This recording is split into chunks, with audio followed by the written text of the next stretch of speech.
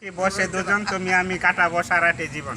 প্রকৃতি থেকে ফাগুন ঝরা আগুন বিদায়ের পরে প্রকৃতির মাঝে যে রস ফিরে এসেছে, আমার মনে এটি আমাদের নববর্ষ, এটি আমাদের শুভযাত্রা। তো এইভাবে পৃথিবীটা দিন দিন সুন্দর হতে থাকুক, প্রকৃতিতে প্রাণচাঞ্চল্য ফিরে এসেছে এবং আমাদের মাঝেও যাতে আবার পূর্বের মতো প্রাণচাঞ্চল্য ফিরে আসে, এই প্রত্যাশা রেখে আমি এখন বকুল ভাইকে কিছু কথা বলার সুযোগ দিচ্ছি। ধন্যবাদ আনসারি ভাইকে ওনার সুন্দর প্রাণবন্ত এবং প্রাজ্জল ছন্দে মুখরিত বক্তব্য রাখার জন্য। আমি প্রথমেই ধন্যবাদ জানাচ্ছি এবং সকলকে নববর্ষের শুভেচ্ছা জানাচ্ছি। এসো হে বৈশাখ, এসো এসো।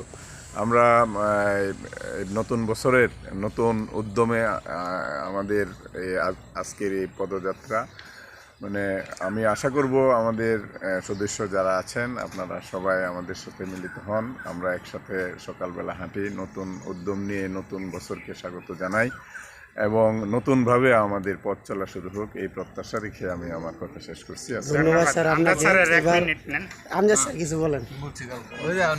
আচ্ছা ঠিক আছে। মনোরঞ্জন দা ডেইলি আসবেন, মনোরঞ্জন কিছু বলেন।